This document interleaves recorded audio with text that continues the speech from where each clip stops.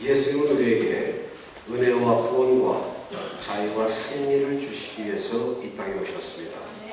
예수님이 이 땅에 오셔서 33년간 사셨는데 30세까지는 나사렛 동네 집에서 부모님들의 일을 돕고 평범한 목수의 일을 하셨습니다.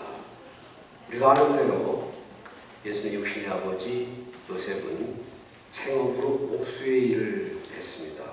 그런데 예수님 12살 이후에 성경에 요셉에 대한 기록이 전혀 없는 것으로 봐서 아마도 그때부터 그 어느 때인가 일찍 세상을 떠났을 것으로 생각을 하고, 장남이었던 예수는 그 가정의 생계를 이어가기 위해서 아마도 목수의 일을 하지 않았겠나, 그렇게 생각을 합니다.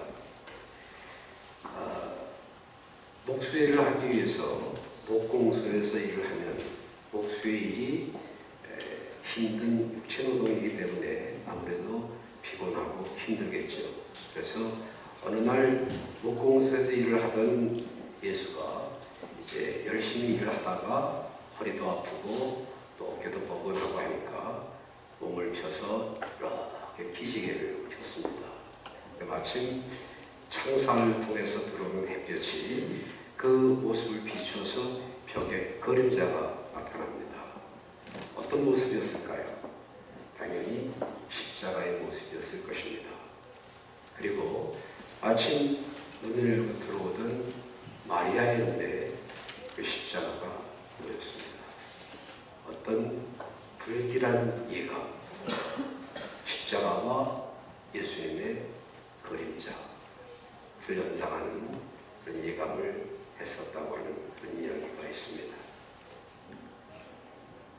그리고 나서 3년 동안 공생의 사역을 하십니다. 그리고 공생의 마지막 한 주간, 오늘부터 시작되는 고난주간은 예수님이 누구시며 무슨 일을 위해 오셨는가를 요약해서 가장 잘 보여주는 중요한 주간입니다. 그래서 기독교에서는 이 한 주간을 매우 귀하게 생각을 합니다. 오늘이 바로 예수님께서 예루살렘 성을 입성하신 날이기도 합니다. 지금까지는 감추셨지만 이제 드디어 때가 된 거예요. 우리 주님은 만왕의 왕이십니다. 만주의 주이십니다. 원인을 통치하시는 영원한 왕이라고 하는 사실을 나타내 보여주십니다. 그동안 사람들이 왕으로 세우려고 해도 피했습니다. 기적과 능력을 행하시면서 내가 일을 했다고 아무에게도 말하지 말라, 그렇게 말씀을 하시면서 사람들을 주의시키셨습니다. 그러나 드디어 오늘 나귀 새끼를 타고 성으로 들어가시는데 많은 사람들이 종려나무 가지를 걷고들고 흔들면서 호산나 호산나 하고 주님을 환영했습니다. 유대인들은 구약의 선지자들의 예언대로 오랫동안 메시아를 기다려왔습니다. 자기들 이 억압과 도탄에서 구해줄 어떤 힘있는 통치자가 나타날 것을 기대했었습니다. 그리고 예수님이 오셔서 많은 기사와 능력과 이적을 행하셨을 때에 이분이 아마도 우리가 기다리던 그 구약의 선지자들이 말하던 그 메시아가 아니겠는가, 그런 기대를 가졌었고, 그리고 그런 기대는 점점 더 믿음으로 확산되어 갔었습니다. 이제 예수님이 입성하신 날 6월절 절기의 시작이어서 곳곳에 흩어져 있던 유대인들이 다 함께 예루살렘에 모여들었습니다. 학자들에 의하면 아마도 200만 명가량이 그 예루살렘 성에 모였겠지 않나, 그렇게 추산을 합니다. 예루살렘 작은 성에 200만 명이 모였으니 얼마나 복잡했겠습니까? 그곳에 예수님이 나귀를 타고 입성을 하신 것입니다. 나귀는 아주 순한 동물이라고 합니다. 잘 참습니다. 끝까지 주인을 위해 복종하는 것이 나귀입니다. 나귀 타고 오신 예수님에 비해서 대부분의 통치자들은 준 말을 타고 입성을 합니다. 보통의 정복자, 전쟁의 승전군의 대장은 4마리의 말이 그는 마차에 탑니다. 그리고 그 뒤에는 전리품들, 전쟁에서 빼앗은 노획물들과 그리고 전쟁 포로들, 더 나아가서 그 피정복국에서 끌고 온 젊은이들을 노예로 삼아서 뒤에 거느리고 성을 당당히 입성을 합니다. 그런데 예수님은 만왕의 왕이시면서 나비를 타셨습니다. 세상의 통치자와 달리 남을 섬기는 왕이며 겸손의 왕이라고 하는 사실을 보여주신 것입니다. 예수님이 얼마 했으면 인류의 죄를 짊어지고 십자가를 져야 할 것을 알고 계셨습니다. 세상의 통치자와 달리 세상의 많은 왕들은 다른 사람들에게 섬김을 받으려 하고 남을 굴복시키고 그들의 것을 빼앗아서 자기의 영광을 삼았습니다. 그런데 예수님은 우리를 섬기기 위해서 이 땅에 오셨고 목숨까지 내어주심으로 우리를 구원해 주셨습니다. 예수님은 언제나 우리를 사랑하시고 우리가 동행하시는 영원한 의의 왕이심을 믿으시면 아멘하십시다. 네. 그렇습니다. 예수님은 이 세상의 다른 왕들과 다릅니다. 우리나라에 수많은 통치자들, 정치 지도자들이 가장 나라와 백성을 사랑하는 사람처럼 큰 소리치고 백성들을 위한 정치를 하겠다고 약속을 다짐을 하지만 지내고 보면 대부분의 통치자들이 자신의 개인적인 이익을 챙기기 위해서 엄청난 부정을 저지르기도 하고 불의를 행하는 것을 볼 수 있었습니다. 그러나 우리 주님은 자신을 희생하고 십자가에 못 박혀 죽으심으로 우리의 모든 죄와 멸망과 저주에서 건져주셨습니다. 이 땅에서 우리를 복되게 하시고 또 영원한 하늘나라로 인도하시는 분이 바로 예수 그리스도이십니다. 존귀와 영광을 받으시 합당하신 만왕의 왕이시지만 우리의 죄를 대신하시기 위해서 자신을 낮추시고 죽기까지 복종하사 십자가를 지셨습니다. 따라서 그 피로 구원받은 우리 하나님의 자녀들 마땅히 예수를 본받아 자신을 낮추고 겸손한 삶을 살아야 할 줄로 믿습니다. 높은 데서 내려와야 합니다. 마음을 낮추어야 합니다. 교만한 마음을 버려야 합니다. 빌립보서 2장 5절 6절 이하의 말씀에서 너희 안에 이 마음을 품으라 곧 그리스도 예수의 마음이니 그는 근본 하나님의 본체이시나 하나님과 동등됨을 취할 것을 여기지 아니하시고 오히려 자기를 비워 자기를 낮춰서 종의 형체를 가져 사람들과 같이 되었고 사람의 모양으로 나타나셨으며 자기를 낮추시고 죽기까지 복종하였으니 그 십자가의 죽으심이라고 말씀했습니다. 성도들은 언제나 나보다 남의 유익을 먼저 생각할 줄 알아야 합니다. 다른 사람을 배려할 수 있어야 합니다. 남을 해롭게 하는 말과 행동을 해서는 안 됩니다. 만왕의 왕 되신 예수님이 하늘 영광 보좌를 버리시고 이 땅에 오셔서 죄인된 우리들을 죽기까지 섬기셨는데 그 희생의 사랑으로 나의 공로나 나의 자격이 아니라 그 사랑으로 의롭다 하심을 입은 우리가 교만해서는 안 된다는 말입니다. 예수님께서 나귀를 타시고 예루살렘 성에 입성하실 때에 어린아이로부터 어른에 이르기까지 길가 양옆에서 앞서거니 뒤서거니 하면서 호산나 다윗의 자손이여 종려가지를 꺾고 흔들면서 그렇게 외쳤습니다. 그리고 예수님은 환영했습니다. 그래서 오늘 종려주일 혹은 고난의 주간의 시작이라고 말합니다. 오늘 한 주간은 예수님 생애에 있어서 매우 중요한 기간입니다. 오늘 예루살렘 성에 입성을 하셨습니다. 만왕의 왕 되심을 증명해 보이셨다는 말입니다. 다음날 성전에 들어가셔서 장사하는 자들을 내어 쫓으시며 성전을 청결케 하셨습니다.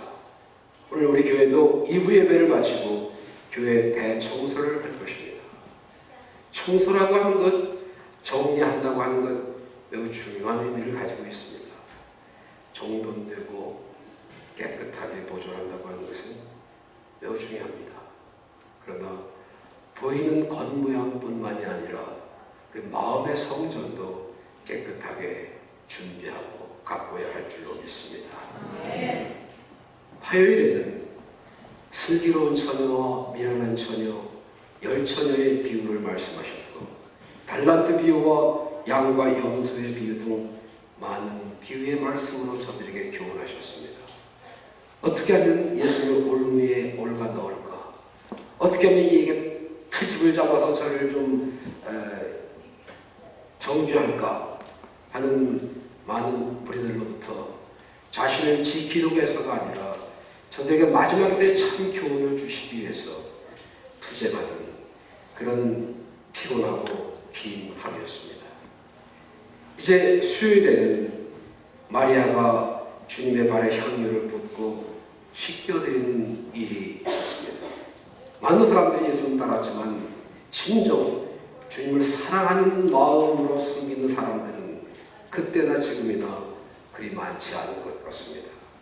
마지막 죽음을 앞에 두신 예수님은 옥합을 깨트려서 예수님 발에 붓고 그 발을 씻겨드리는 마리아의 섬김을 기뻐하시면서 복음이 전파되는 곳에는 반드시 이 여인의 행한 일을 함께 전하라고 말씀하셨습니다.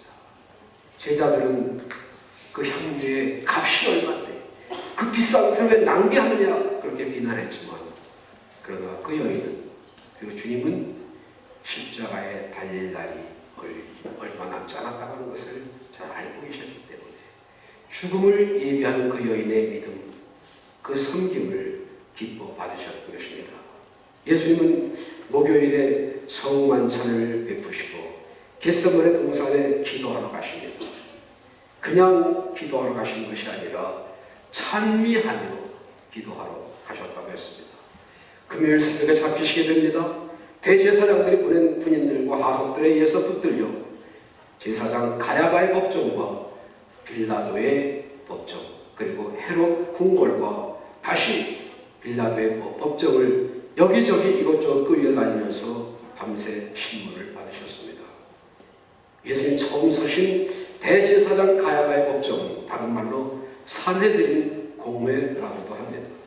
산헤드린 공회는 70인으로 구성이 되어 있고 대제사장이 자동 의장이 되어 71인이 정수입니다만, 그 해에는 유대인들이 선택한 전통적으로 내려오는 제사장 안나스가 있었고, 그리고 로마 정권이 임명한 대제사장 가야바가 있어서 두 명의 대제사장이 동시에 기거하는 기형적인 상황이었습니다. 그리고 산헤드린 공회는 원래 해가 뜨면 회의를 시작해서 해가 지면 자동적으로 유회가 되거나 아니면 폐회하는, 그것이 원칙인데, 예수님의 재판은 한밤중에 시작돼서 해가 뜨기도 전에 이미 마쳤으니 회의 자체가 불법이었습니다. 그야말로 어떻게 하든 예수만 죽이면 된다고 하는 식으로 거짓 증인을 내세우고 별다른 토론도 없이 서둘러서 예수님의 죄를 뒤집어 씌우고, 그러나 당시 그 나라는 로마의 속국이었기 때문에 산헤드린 공회라 하더라도 사형을 언도할 수 있는 힘이 없으니까 당시 로마 총독이었던 빌라도에게 예수를 보냅니다. 재판관이었던 빌라도는 자기 앞에 서 있는 이 죄수에게서 말할 수 없는 위협을 느끼며 죽일 만한 죄를 찾지 못했음을 역설했지만, 백성들이 난동을 일으킬 것을 두려워하여 할 수 없이 예수를 십자가에 못 박도록 내어주고 맙니다. 120근 정도의 무게의 험한 십자가를 지시고 골고다 언덕까지 힘겹게 걸어가신 길을 비아 돌로로사라고 이름을 붙였고, 그 십자가를 지고 골고다 언덕을 오르시기 전 로마 병정들에 의해서 사실에 하나 감한 매를 가죽 채찍으로 맞으셔서 이미 온 몸의 피를 쏟을 만큼 쏟으셨습니다. 머리에 가시멜고를 쓰셨기 때문에 그 찢긴 상처에서 흐르는 피와 땀으로 인해서 앞을 제대로 볼 수가 없었습니다.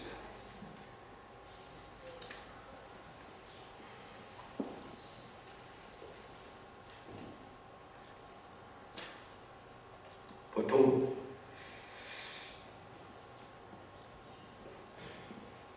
이렇게 앞에 서서 말하는 사람들 연사 혹은 배우라고 하고 30년 이상을 설교를 했으면 이제 프로라고 해도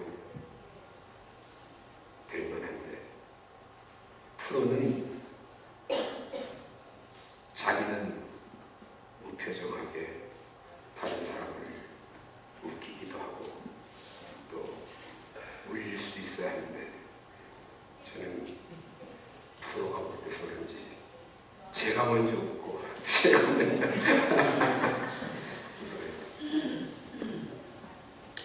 그래도 그냥 생긴 대로 아마추어같이 한답니다.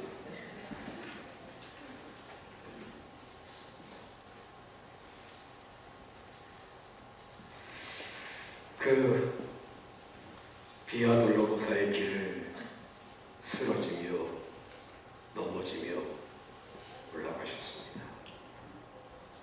일찍이 구약의 선지자 이사야는 이런 사실을 예견하면서 그가 찔림은 우리의 허물을 인하여 그가 상함은 우리의 죄악을 인하여 그가 징계를 받은 우리가 평화를 누리고 그가 채찍에 맞음으로 우리가 나음을 입었도다 라고 예언한 바 있습니다. 금요일 오전 9시 헬라 말로는 갈고리라고 하고 히브리 말로는 골고건덕이라고 하는 죄인들을 처형한 장소에서 십자가 형틀에 묶여 고통을 견디시며 7번 말씀을 하셨는데, 그 7번 말씀, 7마디의 말씀, 이번 주 고난주간 내일부터 한 말씀 한 말씀을 연구하면서 상고해 보시겠습니다. 그리고 마지막 7번째 말씀이 아버지여 내 영혼을 아버지 손에 부탁하나이다 라는 말씀을 남긴 후 운명하셨다고 성경은 기록하고 있습니다. 그때가 오후 3시, 예수님 십자가에 달려 계셨던 시간은 아침 9시부터 오후 3시까지 6시간이었습니다. 보통 건강한 사람은 십자가에 달려서 3일까지 버틸 수 있다고 합니다. 그러나 예수님은 이미 피를 너무 많이 흘리셨고, 그날이 6월절 바로 전날인 예비일이어서 6월절에 시신을 매달아 두는 것이 유대인의 법규에 어긋나기 때문에 뼈를 꺾어서라도 빨리 죽이는 것이 통례인데, 예수님이 이미 숨을 거둔 후라서 뼈를 꺾을 필요가 없었고, 다만 죽음을 확인하는 의미에서 옆구리를 창으로 찔러 남은 피와 물을 남김없이 쏟아내게 했습니다. 그리고는 십자가에서 내려 아리마대 사람 요셉이 자기가 죽으면 묻히려고 했던 누구도 사용하지 않던 새 무덤에 예수님을 장사 지냈습니다.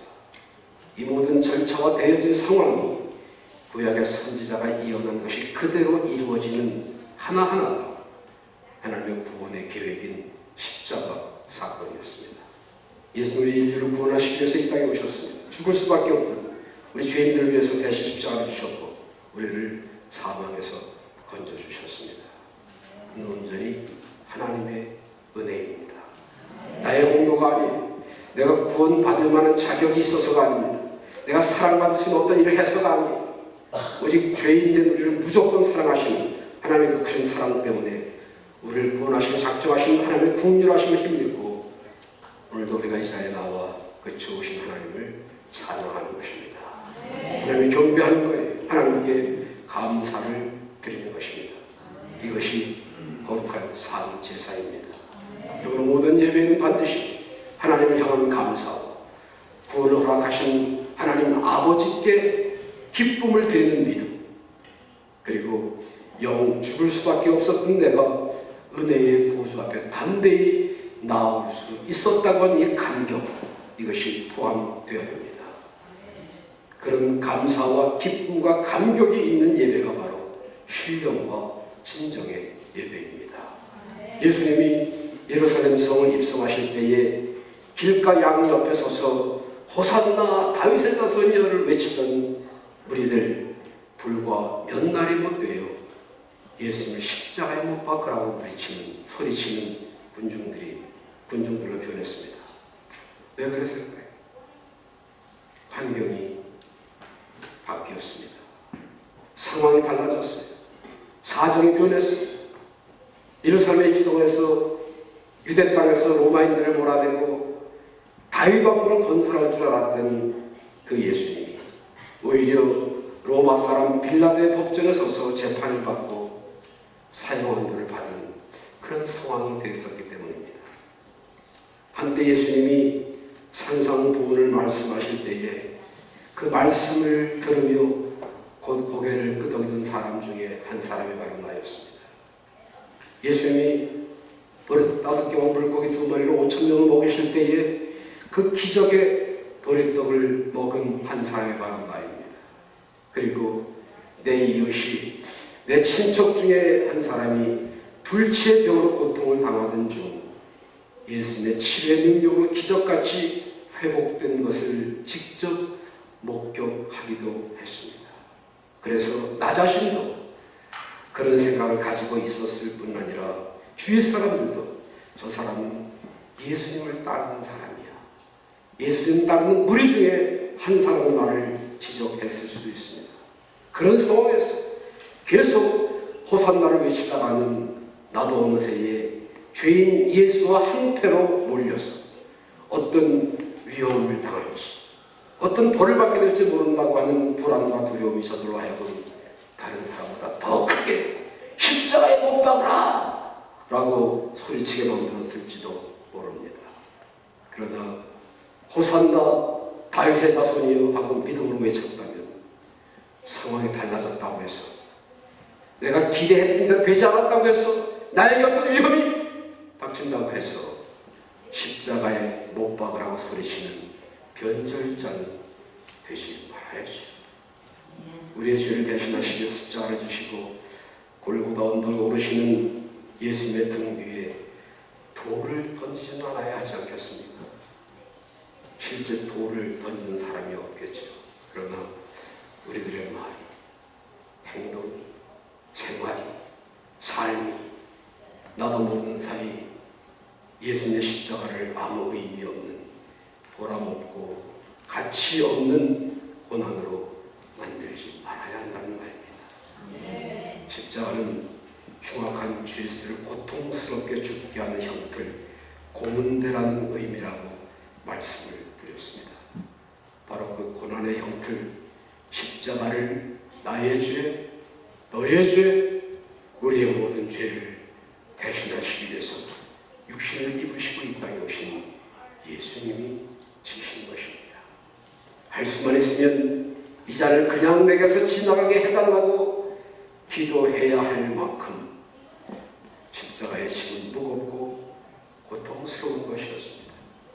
그러나 예수님은 그 고난의 십자가를 결국 묵묵히 지고 가셨습니다. 우리도 지금 십자가를 마주하고 있습니다. 우리 앞에 놓여있는 십자가를 바라보고 있습니다. 그리고 고민하고 망설입니다. 이 십자가를 지고 갈 것이냐 아니면 못 본 척 그냥 지나갈 것이냐. 물론 그냥 지나칠 수 있습니다. 그러나 십자가를 지십시오. 인정이나 의리 같은 것 때문이 아닙니다. 우선 이 십자가는 완전히 지고 갈 수 있을 만큼 쉽고 가벼운 것이라고 주님 말씀하셨습니다. 그 십자가를 지고 갈 때에 부활의 영광에도 참여할 수 있게 될 것입니다. 호산나 다윗의 자손이여, 만왕의 왕 예수여, 우리를 구원하소서 하는 외침이 언제 어느 때에나 우리의 입에서 터져나올 수 있는 믿음의 고백이 되시기를 바랍니다. 기도하겠습니다.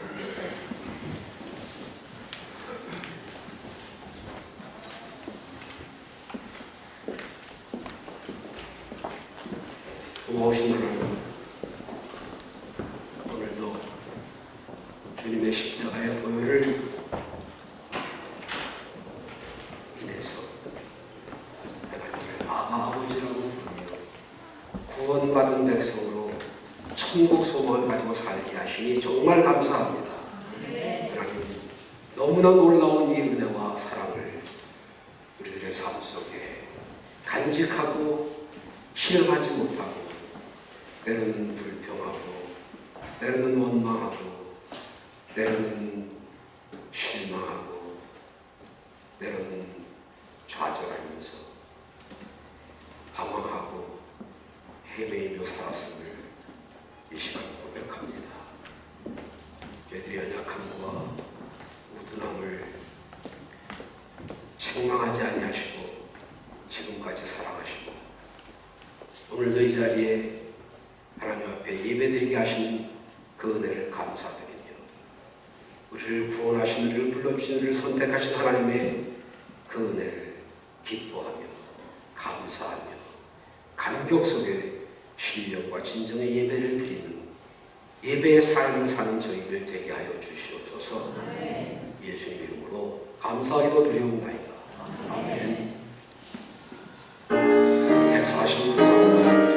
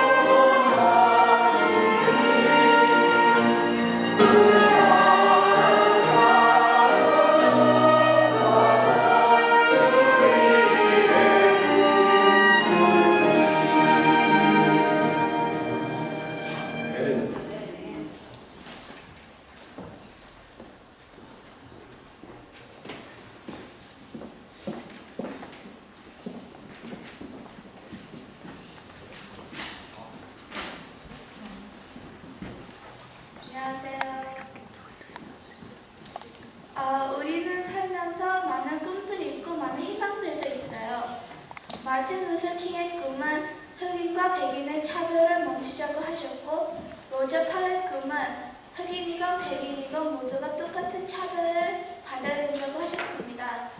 그리고 윌리엄 로버폴스의 꿈은 영국 국회에서 노예 거래를 취소를 해야 한다고 하셨고, 모두가 자유롭게 살아야 된다고 하셨습니다.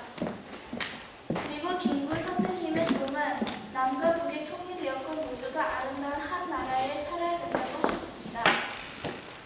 마틴 루터 킹의 꿈은 이루어지고 차별을 멈췄습니다. 로저 파크의 꿈도 이루어졌죠. 흑인이건 백인이건 모두가 똑같은 취급을 받았어요. 윌리엄 로버폴스의 꿈도 이루어졌죠. 영국 국회에서 노예 거래를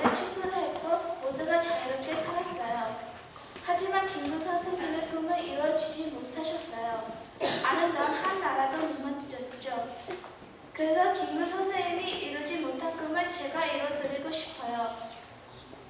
하지만 우리는 살면서 많은 꿈들이 있어요. 많은 책임들이 있어요. 부모라면 살림을 꾸준히 해야 하던가 아니면 돈을 많이 벌어서 가족을 먹여 살려야 해요.